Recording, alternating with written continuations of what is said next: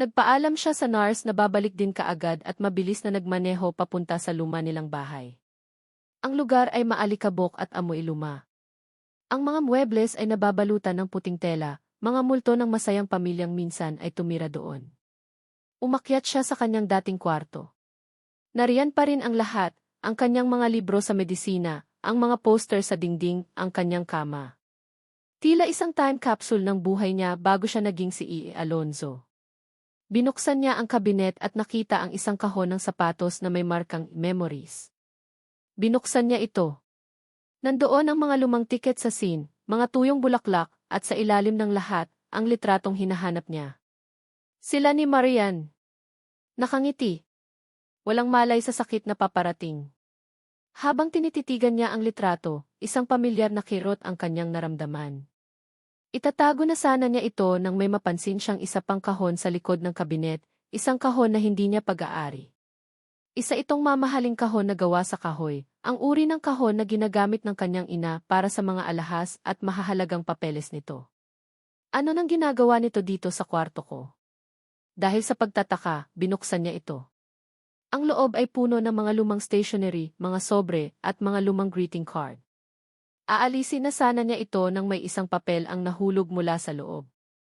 Isang papel na naiba ang kulay, na tila luman na at malutong. Pinulot niya ito. At ang kanyang mundo ay nagsimulang gumuho.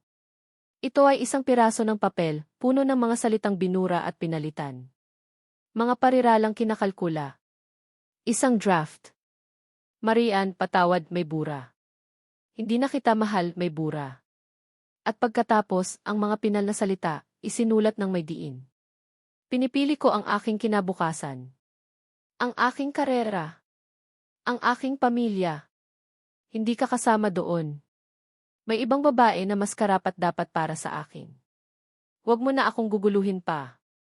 Kalimutan mo na ako. Ang bawat salita ay isang suntok sa kanyang sikmura. Ang mga salitang ito ang mga salitang sinabi sa kanya ni Marian na sinabi niya. Ang mga salita mula sa sulat na sinasabi nitong iniwan niya. Ngunit ang pinakakakilakilabot na bahagi ay hindi ang mga salita, kundi ang sulat kamay. Hindi ito ang kanyang sulat kamay. Kilalang-kilala niya ang mga kurbang iyon, ang paraan ng pagsulat ng letrang E, ang eleganteng pagguhit ng letrang E. Kinuha niya ang isang lumang Christmas card mula sa kahon. To Dimas dearest Joe, Merry Christmas. Love, Mama. Ang sulat kamay ay magkapareho. Siya. Ang kanyang ina. Realisasyon. Ang salita ay hindi sapat para ilarawan ang pagsabog sa kanyang isipan. Isang pagsabog na sumira sa lahat ng kanyang pinaniniwalaan sa loob ng 7 taon. Hindi siya iniwan ni Marian. Itinaboy siya. Hindi siya niloko ni Marian. Sila ang niloko. Silang dalawa. Mga biktima ng isang malupit at makasariling plano. Ang pagkagalit na naramdaman niya ay isang bagay na hindi pa niya naramdaman sa buong buhay niya. Isang galit na nagmumula hindi sa nasaktang pride, kundi sa nasirang tiwala. Isang galit para sa kanyang ina. Isang galit para sa kanyang sarili dahil naging bulag siya. Dahil naniwala siya. Dahil hindi niya ipinaglaban si Marian. Nanginig ang kanyang mga kamay habang hawak ang 2 piraso ng papel, ang sulat ng kanyang ina at ang resulta ng E. Ito ang ebidensya. Ang katotohanan. Ang mukha ni Marian ay biglang lumitaw sa kanyang isipan, ang galit, ang sakit, ang pag-iisa. Ngayon, naiintindihan na niya ang lahat. Ang lalim ng galit nito ay hindi dahil sa pag-ibig na nawala, kundi dahil sa pag-ibig na ipinagkait. Kailangan nitong malaman. Ngayon din. Hawak-hawak ang papel na tila ito ang pinakamahalagang bagay sa mundo, mabilis niyang tinakbo ang hagdanan. Hindi niya pinansin ang alikabok o ang dilim. Ang tanging nasa isip niya ay ang mukha ni Marian. Kailangan niyang itama ang pagkakamaling ito. Kailangan niyang ibalik ang 7 taon na ninakaw sa kanila. Sumakay siya sa kanyang kotse at pinaharurot ito pabalik sa ospital. Ang kanyang puso ay kumakarera kasabay ng makina. Ang mga ilaw ng syudad ay lumalabo sa kanyang paningin. Wala siyang pakialam sa traffic, sa mga busina. Ang tanging naririnig niya ay ang tibok ng kanyang puso na sumisigaw ng pangalan ni Marian. Patawarin mo ako, Marian. Patawarin mo ako sa hindi ko pag-alam. Patawarin mo ako sa hindi ko paglaban. Ipinark niya ang kotse ng padabog at tumakbo papasok ng ospital. Ang mga nurse at doktor na nakakasalubong niya ay nagtataka sa kanyang itsura, magulo ang buhok, nanginginig ang mga kamay, at may apoy sa kanyang mga mata. Natanaw niya si Marian sa dulo ng pasilyo, malapit sa silid ng mga bata. Ngunit hindi ito nag-iisa. Ang kanyang ina, si Doña Elvira, ay naroon din kausap ito. At ang mukha ni Marian, ang mukha nito ay puno ng isang bagong uri ng sakit. Isang sakit na mas malalim, masariwa. Huli na ba ako? Marian, sigaw niya. Lumingon ito. Ngunit ang mga matang sumalubong sa kanya ay hindi na ang mga matang umaasa sa paliwanag. Ang mga ito ay mga matang patay na, puno ng isang huling, nakamamatay na pagkamuhi. At bago pa man niya may abot ang hawak niyang katotohanan, isang malakas na sampal ang dumapo sa kanyang mukha. Ang tunog ay umalinggaw sa tahimik na pasilyo, kasabay ng basag na boses ni Marian. Huwag mo na akong lokohin pa, Giovanni. Tapos na tayo. Kunin mo ang mga abogado mo, magkita na lang tayo sa korte. At sa mga salitang iyon, tumalikod ito at naglakad palayo, bawat hakbang ay isang pako na lalong ibinabaon sa kanyang puso. Naiwan si Gio na nakatayo roon, ang sampal ay humahapdi sa kanyang pisngi, ngunit mas masakit ang hapdi sa kanyang kaluluwa. Sa kanyang kamay, ang katotohanang dapat sana ay magpapalaya sa kanila ay naging isang walang silbing piraso ng papel. Ang sampal ay parang isang laso na nanatili sa palad ni Marian. Ilang oras na ang lumipas mula nang umalis si Doña Elvira, ngunit ang lamig ng kanyang mga salita ay nakakapit pa rin sa hangin, sa balat ni Marian, sa kaibuturan ng kanyang pagkatao. Isang pagkakamali ka noon at habang buhay kang magiging isang pagkakamali. Nakatayo siya ngayon sa pasilyo sa labas ng silid ng mga bata, nakatanaw sa salamin. Si Joseph ay natutulog ng payapa. Si Jo Marie ay bahagyang nakangiti sa kanyang panaginip, marahil ay tungkol sa mga prinsipe ng cardiac cavity. At si Jovan ay mahimbing, ang paghinga ay mas malakas na ngayon. Sila ang kanyang lakas. Sila ang dahilan kung bakit kailangan niyang maging matatag. Ngunit paano ka magiging matatag kung ang pundasyon mo ay gumuho? Ang pagkalito ay parang isang makapal na hamog sa kanyang isipan. Ang Giovanni na nagkwento tungkol sa Plucky Monster, ang Giovanni na nag-alala ng tunay para sa mga bata, hindi ito ang Giovanni na nasa kanyang alaala. Hindi ito ang Giovanni na sumulat ng liham na dumurog sa kanyang puso. Sino ang totoo? Ang lalaking nakikita niya ngayon o ang multo ng nakaraan?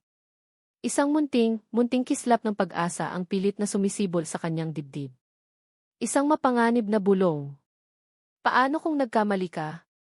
Paano kung hindi siya ang may kasalanan? Iwinaksi niya ang isiping iyon. Hindi. Hindi siya maaaring maging mahina. Hindi ngayon. Ngunit naroon pa rin ang katanungan, parang isang tinik na hindi niya mabunot. Bigla, narinig na naman niya ang tunog na iyon. Ang tak-tak-tak ng mamahaling sapatos. Ngunit sa pagkakataong ito, hindi ito malamig at may otoridad. Ito ay tila nag-aalinlangan, mas mabagal. Lumingon si Marian at ang puso niya ay biglang kumabog ng mabilis. Si Doña Elvira. Papalapit na naman sa kanya. Ngunit iba ang itsura nito ngayon. Ang dating matigas na postura ay bahagyang nakayuko. Ang mga mata nito, na dati matalim, ay tila may bahid ng pagsisisi.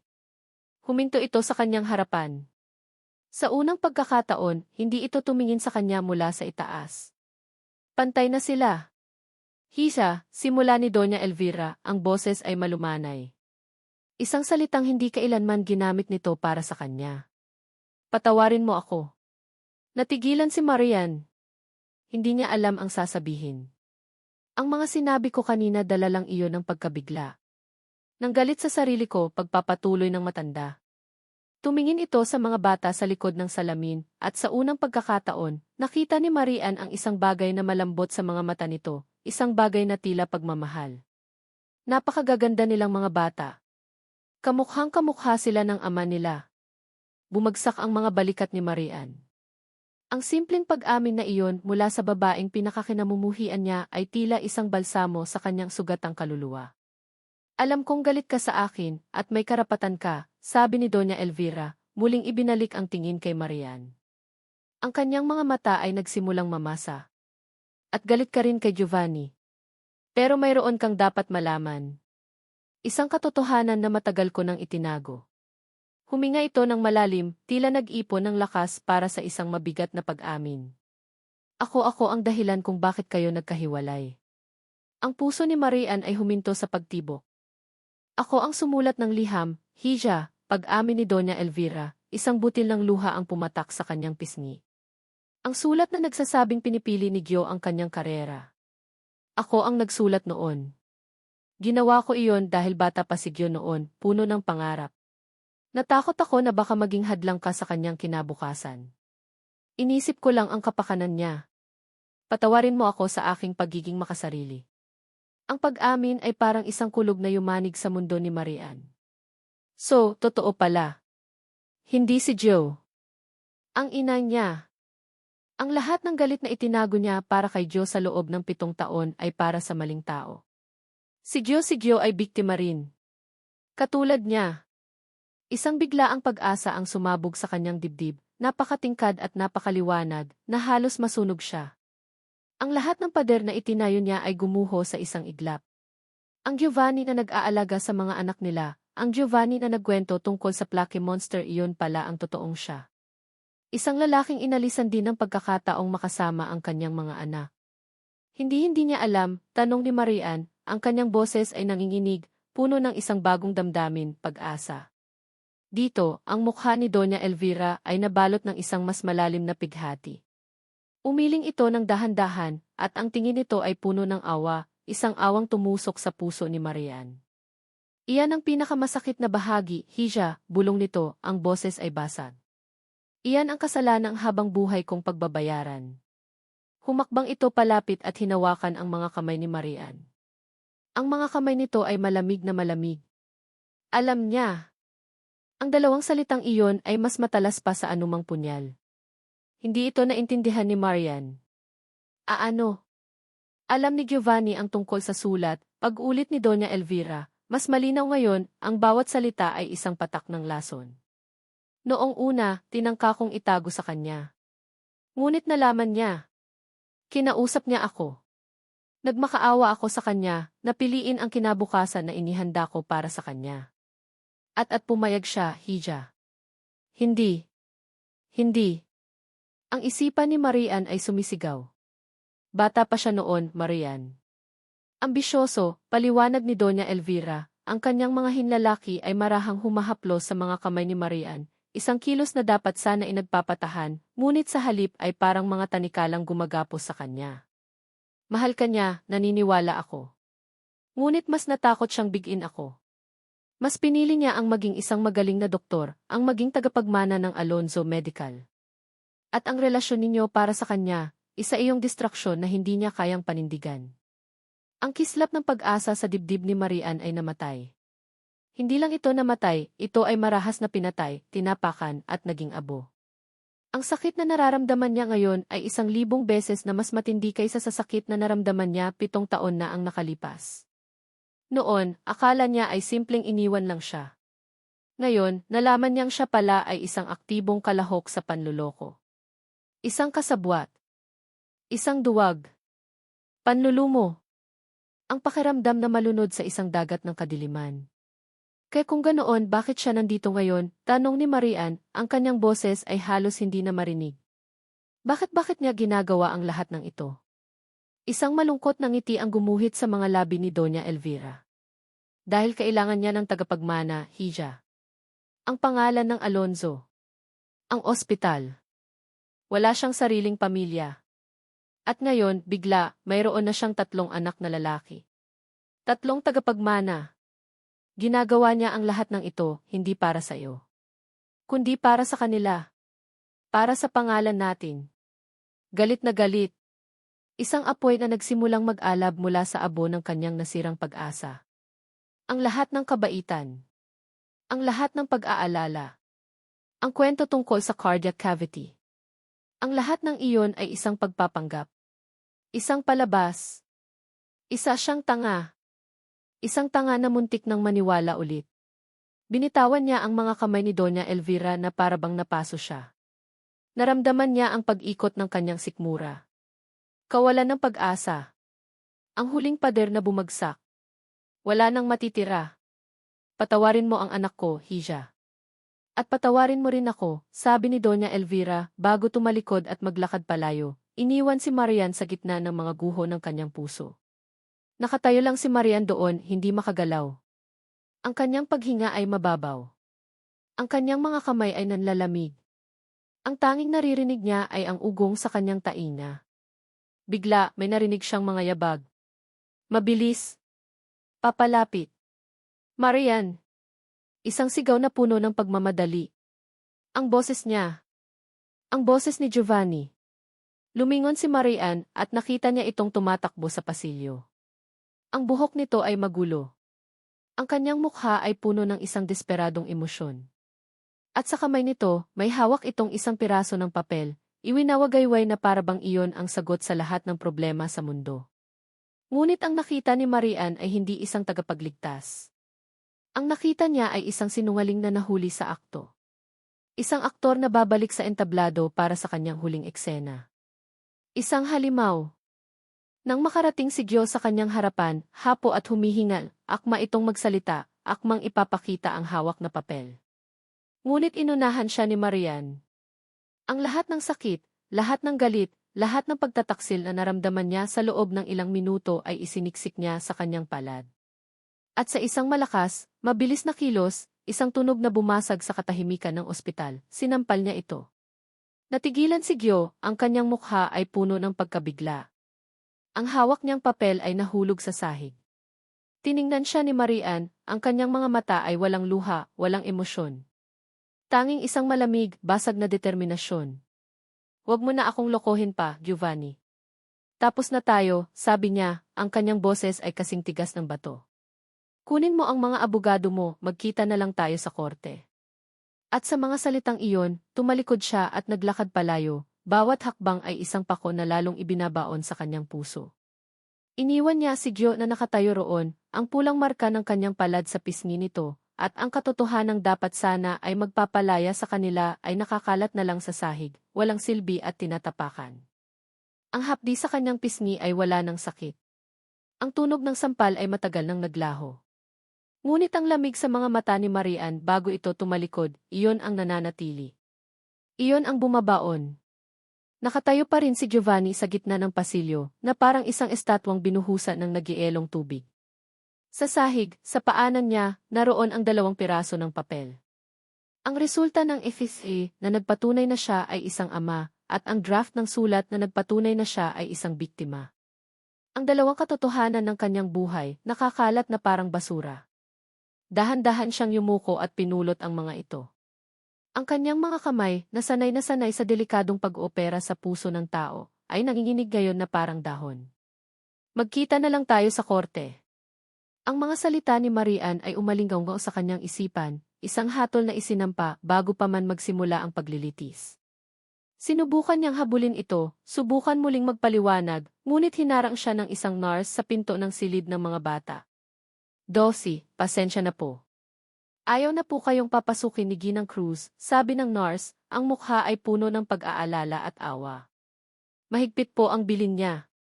Mula sa siwang ng pinto, nakita niya si Marian sa loob, nakatalikod sa kanya, ang mga balikat ay tuwid at matigas. Isang pader na gawa sa sakit at galit. At alam ni Gio, sa sandaling iyon, na ang mga salita ay wala ng silbi. Ang katotohanan na hawak niya ay isa lamang piraso ng papel, laban sa 7 taon ng kasinungalingan na itinanim sa puso nito. Kailangan niya ng isang bagay na mas malakas. Isang bagay na hindi matatawaran. Isang boses na magpapatunay sa kanya. Desperation. Isang damdaming kumuyom sa kanyang puso, mas mahigpit pa kaysa sa kamay ng isang siruhano. Tumakbo siya pabalik sa kanyang opisina at isinara ang pinto ng malakas. Nagpabalik-balik siya ng lakad, ang kanyang isip ay kumakarera, naghahanap ng solusyon. Sino? Sino ang makakatulong sa kanya? Sino ang naroon noong mga panahong iyon? Ang mga mukha ng mga kasambahay nila noon ay isa-isang dumaan sa kanyang isipan.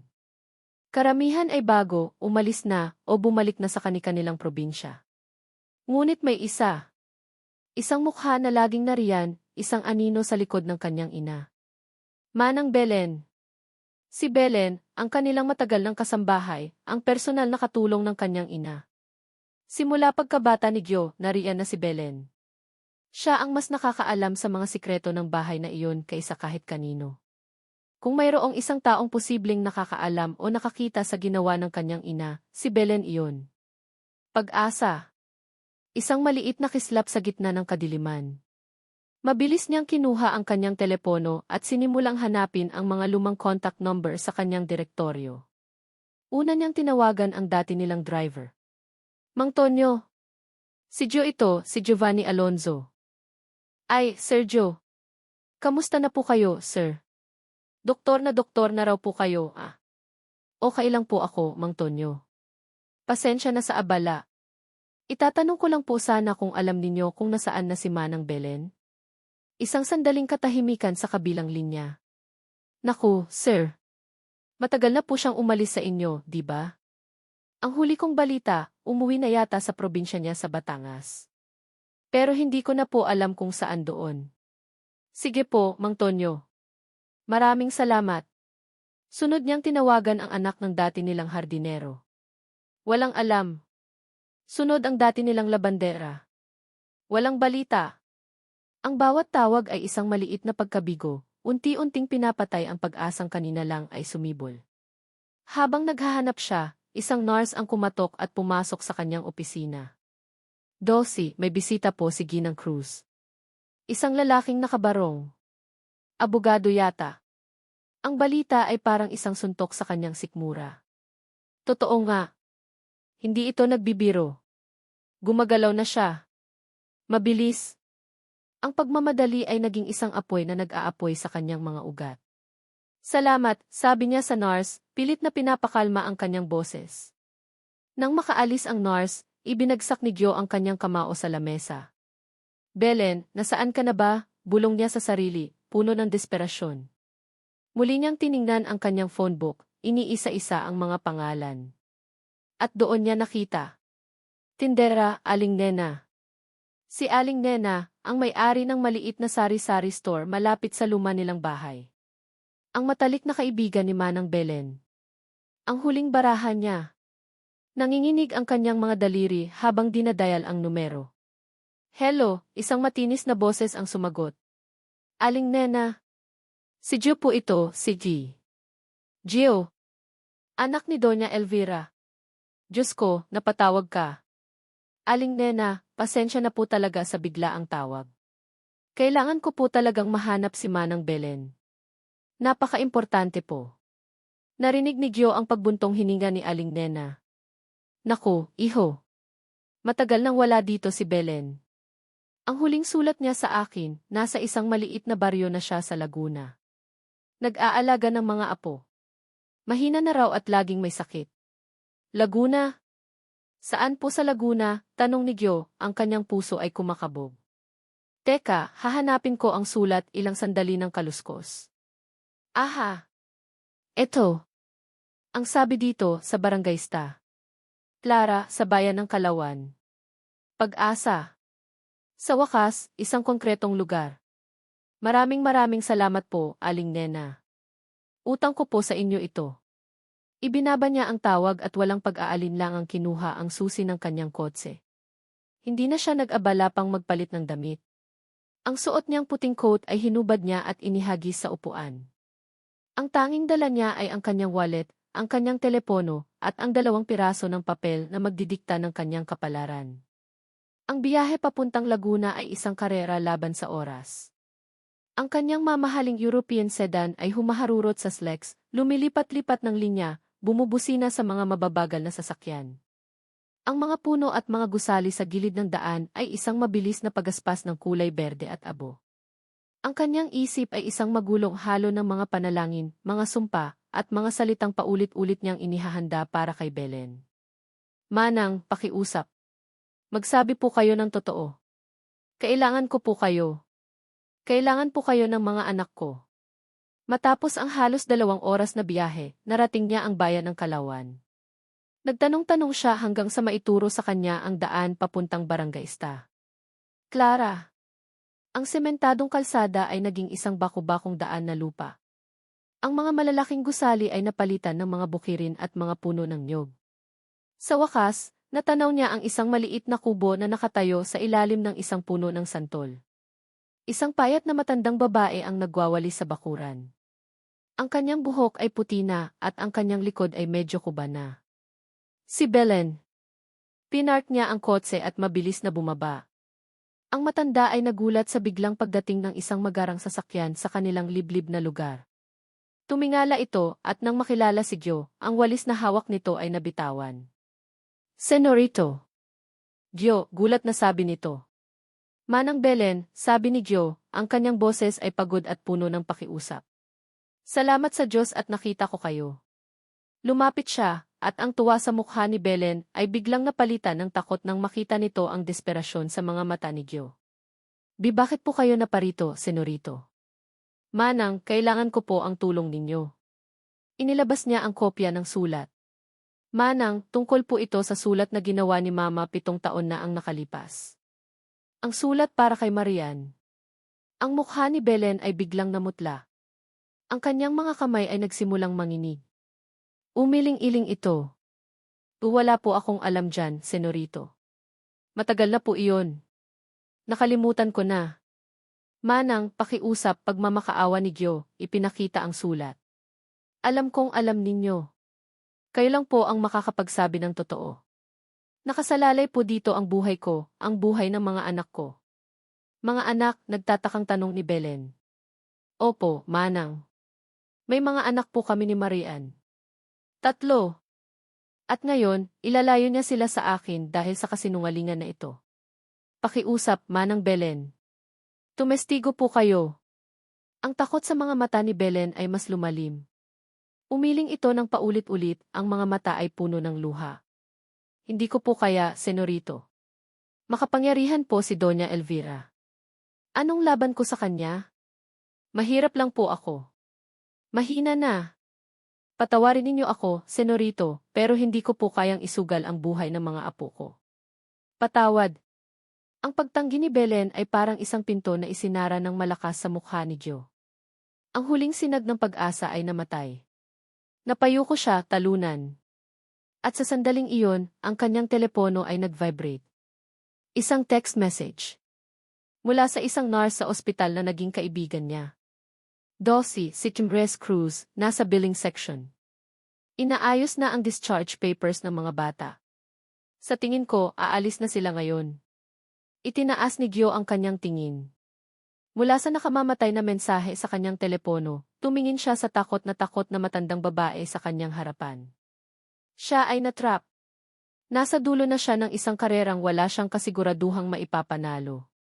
Ang oras ay ubos na. Ang lobby ng Alonzo Medical Center ay malamig at walang kaluluwa. Ang sahig ay napakakintab na halos masalamin mo ang sarili mo, isang perpektong refleksyon na hindi tumutugma sa basag na pakiramdam sa loob ni Marian.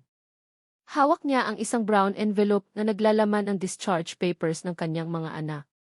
Ang papel ay tila mas mabigat kaysa sa ginto, bawat piraso ay isang hakbang palayo sa lugar na ito, palayo sa kanya. Pagkainip. Iyon ang nararamdaman niya. Isang mapait na pagkasabik na makatakas. Gusto na niyang bumalik sa Rizal, kahit sa wasak nilang bahay, kahit sa putikan. Doon, kahit mahirap, buo siya. Dito, sa gitna ng karangyaan at mga makinang kumikislap, nararamdaman niya ang unti-unting pagkapira-piraso. Inay, aalis na po ba tayo? Tanong ni Jomary, na nakaupo sa isang wheelchair habang itinutulak ng isang orderly. Sina Joseph at Jovan ay nasa isa pang wheelchair, tahimik na nakatingin sa paligid. Opo, anak. Uwi na tayo, sagot ni Marian, pilit nang umingiti. Isang ngiting hindi umabot sa kanyang mga mata. Hindi na po babalik si Papa Gyo, tanong ulit ni Jomary, ang boses ay may bahid ng lungkot. Ang salitang Papa ay parang isang tinik na tumusok sa lalamunan ni Marian.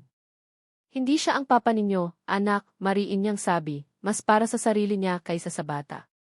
Huwag ninyo siyang tatawaging ganoon. Napayuko si Jomary. Ang sakit na nakita niya sa mukha ng kanyang anak ay nagdulot ng panibagong kirot sa kanyang dibdib. Dahil sa kanya ito. Lahat ng ito ay dahil sa kanya. Nasa tapat na sila ng automatic glass doors, ang kanilang gateway to freedom. Isang hakbang na lang. Isang hakbang na lang at malalaya na sila. Ngunit ang pinto ay hindi bumukas. Isang anino ang humarang dito. Isang anino na kilalang kilala niya. Nakatayo roon si Giovanni. Ang kanyang mamahaling damit ay lukot. Ang kanyang buhok ay magulo. Ang kanyang mga mata ay pula at may malalalim na itim na bilog sa ilalim. Mukha siyang taong tumakbo mula sa impyerno at pabalik. Sa isang iglap, nawala ang imahe ng makapangyarihang Alonzo. Ang nasa harapan niya ay isang desperadong lalaki. Umalis ka sa daan namin, Giovanni, malamig na sabi ni Marian, ayaw magpakita ng anumang emosyon. Marian, pakiusap. 5 minuto lang, pagmamakaawa nito, ang boses ay paos at pagod. Pakinggan mo lang ako. Wala na akong gustong marinig mula sa iyo, sagot niya, sinubukang itulak ang wheelchair ni Jomari para lampasan ito. Ngunit hinawakan ni Gio ang kanyang braso. Ang hawak nito ay hindi mahigpit, ngunit puno ng isang bigat na nagpatigil sa kanya. Kung hindi para sa akin, gawin mo para sa kanila, sabi nito, ang tingin ay nasa mga bata. Para malaman nila ang buong katotohanan. Ang katotohanan, mapait na tumawa si Marian. Alam ko na ang katotohanan, Giovanni. Sinabi na sa akin lahat ng ina mo. Isang iglap ng sakit at pagtataka ang dumaan sa mukha ni Gio. At doon, naintindihan niya. Naunahan na naman siya. Hindi na nagsalita si Gio. Binitawan niya ang braso ni Marian. Mula sa kanyang bulsa, kinuha niya ang kanyang telepono. Hindi niya ito tiningnan. Itinaas lang niya ito sa pagitan nilang dalawa. Ang kanyang mga mata, na puno ng desperasyon at pagsisisi, ay nakatitig kay Marian na para bang sinasabi, pakiusap, maniwala ka. Pinindot niya ang play. Isang mahinang kaluskos ang unang narinig. Pagkatapos, isang boses. Isang boses na matanda at nanginginig. Senorito Gio, natatakot po ako di. Ang boses ni Manang Belen. Natigilan si Marian. Sumunod ang boses ni Gio, basag at puno ng pakiusap. Manang, para po sa mga anak ko. Pakiusap, sabihin ninyo ang totoo. Ano po ang nangyari sa sulat? Isang mahabang katahimikan na sinundan ng isang malalim na pagbuntong hininga. At pagkatapos, nagsalita si Belen, ang kanyang boses ay malinaw na ngayon, bawat salita ay isang patak ng katotohanang matagal nang itinago. Nakita ko po si Doña Elvira. Sa kanyang lamesa. Gabi na po noon. Sinusulat niya ang liham para kay Maam Marian. Paulit-ulit po niyang isinulat hanggang sa makuha niya ang tamang mga salita. Mga salitang masakit. Mga salitang makakasira di. Nabitawan ni Marian ang hawakan ng wheelchair. Ang kanyang mga tuhod ay biglang nanghina. Ang bawat salita ni Belen ay parang isang martilyong pumupukpok sa salamin na pader ng kasinungalingan na itinayo ni Doña Elvira sa kanyang isipan. Kinabukasan po, nagpatuloy ang nanginginig na boses, inutusan niya po ako. Ako po ang pinapunta niya sa post office. Ako po ang nagpadala ng sulat kay Maam Marian. At ako rin po ang kumuha ng sulat na galing kay Maam Marian para kay Senorito Gio. Ang sulat na iyon hindi po iyon nakarating kay Senorito. Itinapon po iyon ni Donya. Pagkabigla, isang nakabibinging katahimikan ang bumalot sa isipan ni Marian. Ang lahat ng ingay sa lobby, ang mga tawag sa intercom, ang mga yabag ng paa, ang mga usapan, ay naglaho. Ang tanging naririnig niya ay ang boses mula sa telepono at ang malakas na dagundong ng sarili niyang puso. Hindi po alam ni Senorito Gio. Wala po siyang kasalanan. Ang tanging kasalanan niya po ay ang labis na pagmamahal sa kanyang ina. Patawarin niyo siya, Maam Marian. Patawarin niyo po kaming lahat. Nagtapos ang recording. Ngunit ang mga salita ay nanatiling nakalutang sa hangin, umuukit sa puso ng lahat ng nakarinig. Ang mga orderly, ang mga pasyente, ang mga gwardya, lahat sila ay napahinto, nakikinig sa isang pribadong trahedya na naging isang pampublikong dula. Dahan-dahang ibinaba ni Gio ang telepono. Ang kanyang mukha ay basang-basa na sa luha, ngunit ang kanyang mga mata ay hindi bumibitiw sa pagkakatitig kay Marian. At si Marian ang kanyang mukha ay isang blankong canvas. Ang galit ay nawala. Ang sakit ay nawala. Ang natira ay isang malawak, nakalulunod na kawalan. Tumingin siya kay Gio at sa unang pagkakataon sa loob ng 7 taon, nakita niya ito. Hindi ang multo. Hindi ang sinungaling, kundi ang Gyo na minahal niya. Ang Gyo na biktima rin katulad niya. Ang mga luha ay nagsimulang mamuo sa kanyang mga mata. Luha ng pagsisisi. Sinungaling. Puro kasinungalingan. Isang sigaw na matinis at puno ng galit ang bumasag sa sandali. Mula sa isang pasilyo, lumabas si Doña Elvira. Ang kanyang mukha ay hindi nakalmado. Ito ay puno ng purong gulat at pagkapuot.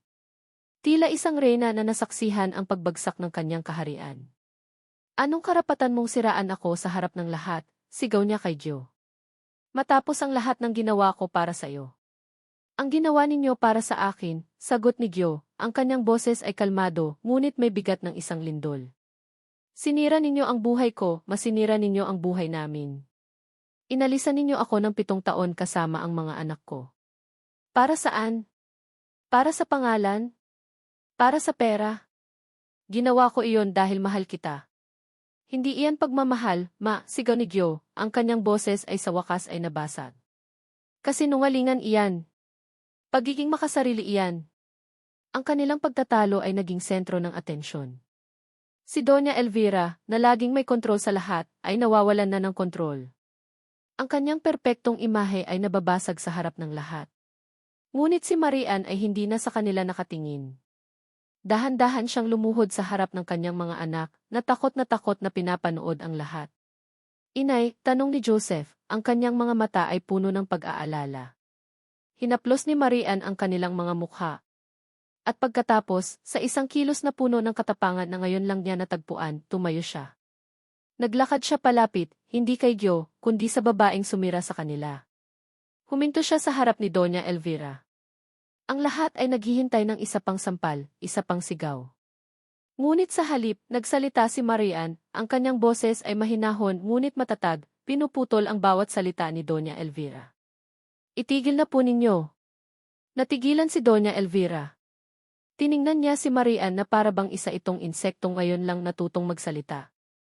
Hindi na tinag si Marian.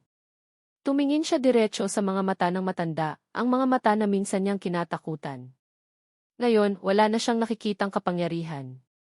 Ang nakikita na lang niya ay isang malungkot at takot na babae. Totoo po ba, Doña Elvira? Tanong ni Marian, ang kanyang boses ay malinaw at naririnig ng lahat. Walang sigaw. Walang akusasyon. Isang tanong lang na may bigat ng 7 taon. Sinira niyo po ba ang buhay naming dalawa?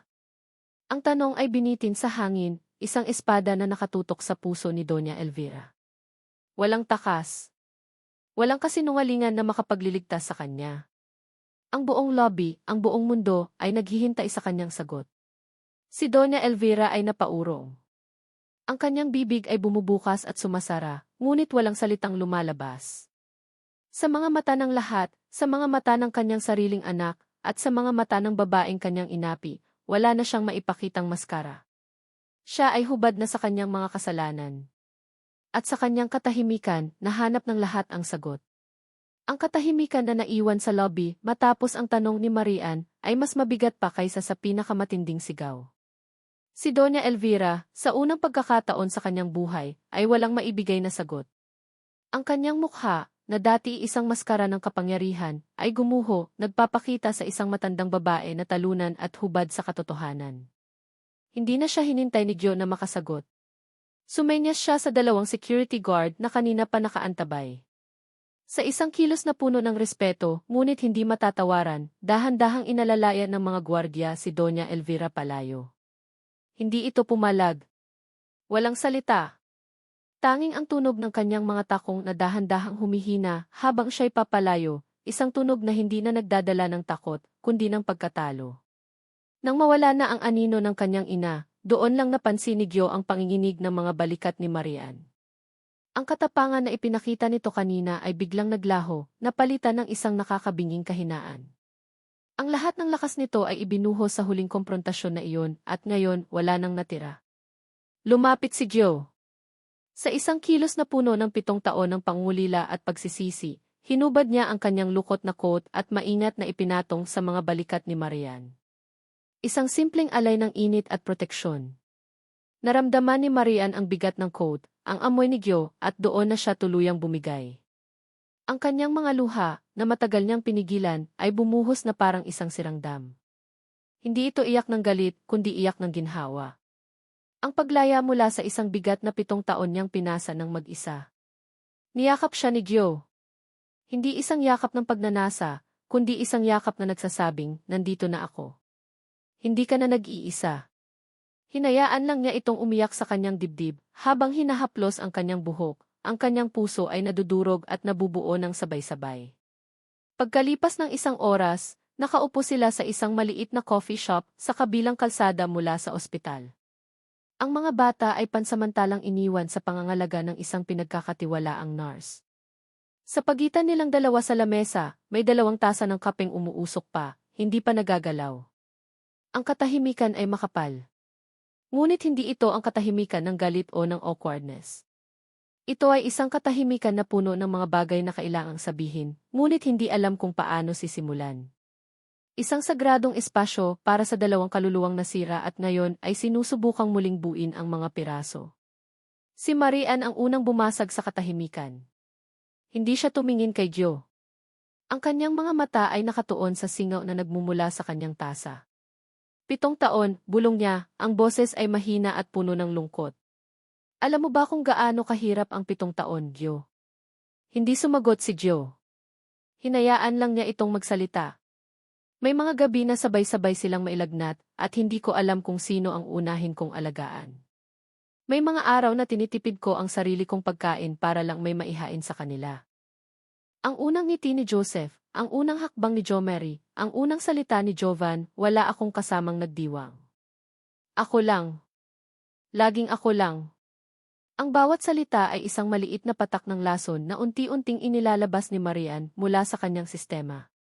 Hindi ito panunumbat. Ito ay isang pagbabahagi ng bigat. Sa wakas, nag-angat siya ng tingin. Ang pinakamasakit ay hindi ang hirap, Gyo. Ang pinakamasakit ay ang isipin na habang nag-iisa akong lumalaban para sa kanila, ikaw ay masaya sa pinili mo. Sa pagkakataong ito, si Gyo naman ang nagsalita. Ang kanyang boses ay puno ng pait ng sarili niyang bersyon ng nakaraan. Masaya, mapakla siyang umiti. Marian, sa loob ng 7 taon, bawat gabi, bago ako matulog, ang huling naiisip ko ay ang sulat na iniwan mo. Nakahanap na ako ng iba. Iyon ang pumatay sa akin. Isinubsob ko ang sarili ko sa trabaho, sa pag-aaral, para lang hindi ko maramdaman ang sakit. Naging manhid ako. Naging bato. Akala ko, iyon ang paraan para mabuhay. Pero hindi pala ako nabubuhay, Marian. Naghihintay lang pala akong mamatay. Ang kanilang mga sakit, bagamat magkaiba ang anyo, ay nagmula sa iisang ugat, isang kasinungalingan. Sa unang pagkakataon, hindi na sila 2 taong nag-aakusahan. Sila ay 2 biktima na nagkatinginan at sa mga mata ng isa't isa, nakita nila ang refleksyon ng sarili nilang pighati. Pag-unawa. Dahan-dahan, iniabot ni Marian ang kanyang kamay at ipinatong ito sa ibabaw ng kamay ni Gyo na nakapatong sa lamesa. Ang kanyang palad, na ilang araw lang ang nakalipas ay dumapo sa kanyang pisngi ng may galit, ay ngayon ay nag-aalay ng kapayapaan. Pinapatawad na kita, Gyo, sabi niya, ang kanyang mga mata ay muling napuno ng luha. Ngunit ngayon, ito ay luha ng pagpapagaling. Pinapatawad na kita sa hindi mo pag-alam. Sa hindi mo paglaban. Dahil pareho lang tayong niloko. Huminga siya ng malalim. At sana, mapatawad mo rin ako. Sa hindi ko pagsasabi sa iyo tungkol sa mga bata. Sa pagkakait ko sa iyo ng karapatan mong maging ama. Umiling si Gyo, ang kanyang mga mata ay hindi bumibitiw sa pagkakatitig sa kanya. Ang paghawak niya sa kamay ni Marian ay humigpit. Wala akong kailangang patawarin sa iyo, Marian. Binigyan mo ako ng 3 pinakamagandang regalo sa buong mundo. Paano ko magagalit sa iyo? Ang kanyang boses ay naging isang bulong, puno ng isang emosyon na mas malalim pa kaysa sa pasasalamat. Ang kailangan ko lang ni. Natigilan siya, na para bang ang mga susunod na salita ay ang pinakamahalagang salitang bibitawan niya sa buong buhay niya. Ay isa pang pagkakataon. Sa gitna ng maliit na coffee shop, sa harap ng isang babaeng minsan nang nawala sa kanya, dahan-dahang tumayo si Gyo mula sa kanyang upuan, hinila ang kamay ni Marian para mapatayo rin ito, at sa isang kilos na nagpatigil sa pag-ikot ng mundo, lumuhod siya. Sa sahig ng isang ordinaryong kapihan, sa harap ng nagtatakang mga mata ng barista, ang henyong si Giovanni Alonzo ay nakaluhod, hindi bilang isang doktor, hindi bilang isang tagapagmana, kundi bilang isang lalaking humihingi ng isang bagong simula. Ang hangin ay may amoy ng alat at ng bulaklak ng kalatsotsi. Ang tunog ng alon na humahalik sa dalampasigan ay isang perpektong musika, isang natural na himig na mas matamis pa kaysa sa anumang organo sa simbahan. Ang araw, na dahan-dahang lumulubog sa kanluran, ay nagpinta sa kalangitan ng mga kulay kahel, rosas, at lila. Isang perpektong hapon para sa isang perpektong simula. Isang taon. Isang taon na ang lumipas mula sa araw na iyon sa lobby ng ospital. Isang taon ng dahan-dahang paghilom, ng muling pagtuklas, at ng matyagang pagbubuo ng mga nasirang pangarap. Nakatayo si Marian sa ilalim ng isang arko na gawa sa kawayan at pinalamutyan ng mga puting bulaklak. Ang kanyang suot ay isang simpleng puting bestida na abot sa kong, ang tela ay sumasayaw sa bawat ihip ng hangin. Walang magarbong belo o mahabang buntot. Ang tanging palamuti niya ay ang ngiti sa kanyang mga labi, isang ngiti na totoo, malaya at puno ng kasiyahan. Sa kanyang tabi, nakatayo si Giovanni, nakasuot ng puting polo at khaki pants. Ang kanyang mga mata ay hindi nakatuon sa paglubog ng araw o sa ilang mga bisita na nakaupo sa mga upuang kahoy. Ang kanyang mga mata ay nakatuon lamang kay Marian na para bang siya ang araw, ang buwan at ang lahat ng bituin. Sa harap nila, may tatlong maliliit na anghel na nakasuot ng puting barong at khaki shorts. Si Joseph, na seryosong-seryoso sa kanyang tungkulin bilang ring bearer. Si Jo Mary, na pasimpleng naglalaro sa buhangin gamit ang kanyang sapatos. At si Jovan, na mahigpit na nakahawak sa kamay ng kanyang ama. Sa harap ng Diyos at ng iilang mga taong malapit sa ating puso, simula ng matandang pari, na kaibigan ng pamilya ni Marian, tinatanong kita, Giovanni. Tinatanggap mo ba si Marian bilang iyong kaisa-isang asawa, na mamahalin at paglilingkuran, sa hirap at ginhawa, sa sakit man o sa kalusugan, hanggang sa kahuli-hulihang sandali ng iyong buhay? Tumingin si Gio kay Marian, at sa kanyang mga mata, nakita ni Marian ang isang universo ng pag-ibig at pangako. Opo, Father. Tinatanggap ko. At ikaw, Marian, baling ng pari sa kanya. Tinatanggap mo ba si Giovanni bilang iyong kaisa-isang asawa, na mamahalin at paglilingkuran, sa hirap at ginhawa, sa sakit man o sa kalusugan, hanggang sa kahuli-hulihang sandali ng iyong buhay? Tumingin si Marian sa lalaking nasa kanyang harapan.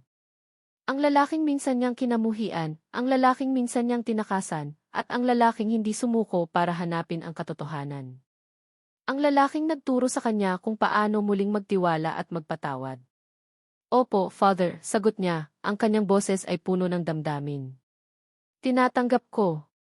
Kung gayon, sa kapangyarihang ipinagkaloob sa akin, ipinahahayag ko na kayo ay mag-asawa na. You may now kiss the bride.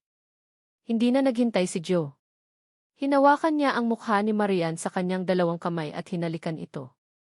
Isang halik na hindi nagmamadali, isang halik na puno ng pasasalamat, ng 7 taon ng pangungulila, at ng isang pangako ng habang buhay. Nagsigawan at nagpalakpakan ang ilang mga bisita. Ngunit ang pinakamalakas na sigaw ay nagmula sa 3 maliliit na boses.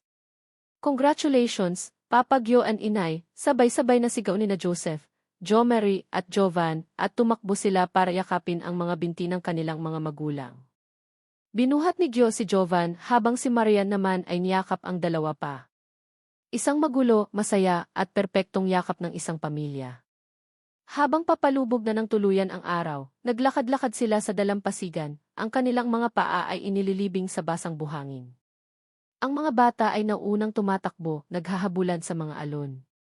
Salamat, bulong ni Gio sa tainga ni Marian habang nakaakbay ito sa kanya. Para saan? Tanong ni Marian, isinandal ang kanyang ulo sa balikat nito. Sa lahat.